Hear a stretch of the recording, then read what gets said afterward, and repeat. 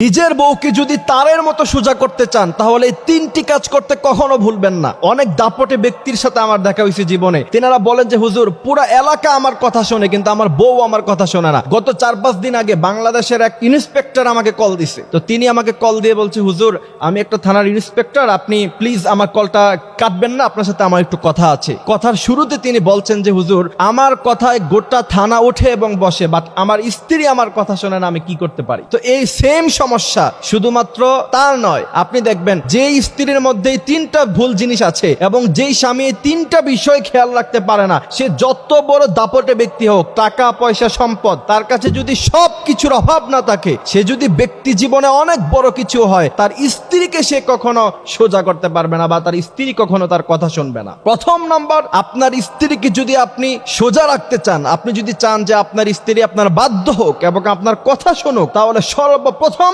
আপনার যে কাজটা করতে হবে সেটা হচ্ছে স্মার্টফোন আপনার স্ত্রীর কাছে দেয়া যাবে না। এবং এটা আমার অভিজ্ঞতা থেকে বলছি, আজকে 2 বছরের ওয়াজের ময়দানে আমার যে অভিজ্ঞতা হয়েছে, মানুষ যেই পরিমাণ আমাকে কল দেয় দাম্পত্য জীবনে শুধুমাত্র তার স্ত্রী তার কথা শোনে না, তার প্রথম নাম্বার কারণ হচ্ছে একটা স্মার্টফোন থাকে। স্বামীর সাথে একটু থেকে একটু ঝগড়া হলেই অন্য ছেলেদের সাথে মেসেজ করা শুরু করে দেয়। কিছু কিছু মেয়ে আছে, সবাই এমন নয়, আমি সবাইকে দোষ দিচ্ছি না। এই জন্য আপনি যদি চান আপনার স্ত্রী ভালো থাকুক এবং আপনার বাধ্য থাকুক, সর্বপ্রথম কাজ হচ্ছে আপনার স্ত্রীকে আপনি স্মার্টফোন দিবেন না। এবং যেই সমস্ত ছেলেরা এখনো পর্যন্ত বিয়ে করো নাই, তোমাদের কাছে আমার রিকোয়েস্ট হলো, তোমরা বিয়ে করার আগে তোমার বউকে, তোমার স্ত্রীকে এই কন্ডিশন দিয়ে বিয়ে করবা যে আমার কাছে বিয়ে হলে আমি তোমাকে স্মার্টফোন আজীবন কোনোদিন চালাইতে দিব না। যদি এই শর্তে রাজি হয় তাহলে বিয়ে করো, আর না হলে বিয়েই করার প্রয়োজন নাই, অন্য মেয়ে ভালো মেয়ে খুঁজে তারপর বিয়ে করো। কারণ স্মার্টফোনের কারণে মানুষ যেই পরিমাণ পরকিয়া করতেছে আপনি কল্পনা করতে পারবেন না। বাংলাদেশে আজকে নিউজগুলোর দিকে আপনি তাকান, নিউজের মধ্যে আপনি দেখবেন 40 বছর 50 বছরের বৃদ্ধা মহিলা পর্যন্ত 20-25 বছরের ছেলেদের সাথে পরকিয়া লিপ্ত হয়ে যাচ্ছে। সুতরাং আপনার স্ত্রীকে যদি ভালো রাখতে চান, প্রথম নাম্বার কাজ সেটা হচ্ছে অবশ্যই স্মার্টফোন তাকে দেয়া যাবে না। দ্বিতীয় নাম্বার কাজ হচ্ছে তাকে কখনো একা একা শপিং মলে দেওয়া যাবে না। আপনাকে আমি বলতে চাই, আপনি বিজনেসের কাজে হোক, ব্যবসার কাজে হোক অথবা চাকরির কাজে হোক, আপনি যেই পরিমাণ সময় ব্যয় করেন তার থেকে কিছু সময় অবশ্যই আপনার স্ত্রীর জন্য আপনাকে রাখতেই হবে, যদি আপনার স্ত্রীকে আপনি ভালো রাখতে চান। এখন আপনি সারা মাস চাকরি নিয়ে ব্যস্ত, সারা মাস ব্যবসা নিয়ে ব্যস্ত, স্ত্রীর হক আদায় করলেন না। এটা খুব স্বাভাবিকতার কথা যে আপনার স্ত্রী পরকিয়া করবে বা আপনার বাধ্য হবে না, আপনার কথা সে শুনবে না, এটা খুব স্বাভাবিক কথা। আপনি আপনার স্ত্রীকে যথেষ্ট পরিমাণ সময় অবশ্যই দিতে হবে। আর বর্তমান সময়ের মেয়েরা তো একটু বেশি চালাক, স্বামীর কাছে একটু বেশি সময় চায়, বেশি সময় চাইলে বেশি সময় দেন, তাও আপনার স্ত্রীকে নিজের করে রাখেন, আপনার স্ত্রী যেন অন্য কারো না হয়ে যায়। এই জন্য দ্বিতীয় নাম্বার কাজ হচ্ছে কখনো শপিং মলে গেলে অথবা বাজার হাটে গেলে নিজে তাকে নিয়ে যাবেন, একা একা কখনো ছাড়বেন না। এবং রাসূল করিম সাল্লাল্লাহু আলাইহি সাল্লামের স্পষ্টভাবে হাদিস শরীফের মধ্যখানে নিষেধ আছে, স্ত্রীকে একা একা কখনো ছাড়া যাবে না। এই জন্য স্ত্রীকে সোজা রাখতে চাইলে দ্বিতীয় নাম্বার কাজ হচ্ছে কি স্ত্রীকে একা একা কোথাও ছাড়া যাবে না। তৃতীয় নাম্বার কাজ, আপনার ফ্রেন্ড, আপনার বন্ধু বান্ধব আপনার ঘরে আসে, আপনি তখন থাকেন না, ভাবির সাথে কি মধুময় আলাপ করে, এই সিচুয়েশন কখনো আপনি করতে দিবেন না।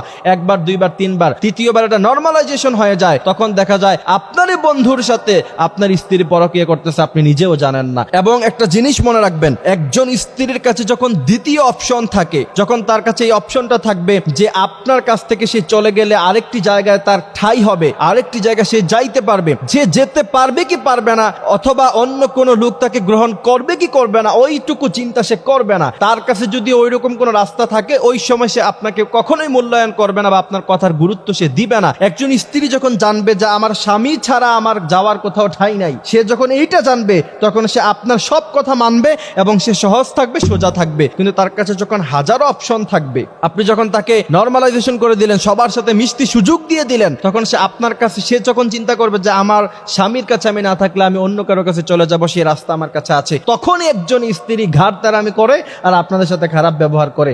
এই জন্য প্রিয় ভাইয়েরা আমার, বিষয়গুলি বাস্তব অভিজ্ঞতা থেকে বলছি, যদি বিশ্বাস না হয় তাহলে দিনটা ভুল কাজ করে দেখেন যে আপনার স্ত্রীকে আপনি রাখতে পারবেন না, কিছুদিনের মধ্যে এটার ফলাফল পেয়ে যাবেন।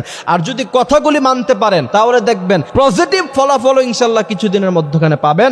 আল্লাহ সুবহানাহু ওয়া তাআলা স্বামী স্ত্রীর মধ্যখানে যে মহব্বত, আন খালাকাকুম মিন আনফুসিকুম আজওয়াজা, এবং স্বামী স্ত্রীর মহব্বত আল্লাহ সুবহানাহু ওয়া তাআলার পক্ষ থেকে আসে, সেই মহব্বত যেন আল্লাহ পাক বৃদ্ধি করে দেয়। এবং আল্লাহ রাসূল বলছেন, কোন স্ত্রী যদি কোন স্বামীর দিকে তাকায় মুচকি হাসি হাসি দেয়, সেটা নফল নামাজ পড়লে যেই পরিমাণ সওয়াব পাওয়ার কথা সেই পরিমাণ সওয়াব আল্লাহ দেয়। এবং কোন স্বামী যদি স্ত্রীর দিকে তাকায় হাসি দেয়, সেটাকেও আল্লাহ পাক সওয়াবের কাতারে দাঁড়া করাইয়া দেয় এবং আল্লাহ পাক তাদের উপরে খুশি হয়ে যায়। সুতরাং দাম্পত্য জীবনে সুখী হতে চাইলে ইসলামকে পিছনে ফেলার কোনো রাস্তা নাই। ইসলাম মেনে তারপরে আপনাকে দাম্পত্য জীবনে সুখী হতে হবে। আল্লাহ পাক আমাদেরকে এই কথাগুলি বোঝার, মানার তৌফিক দান করুক। আমিন।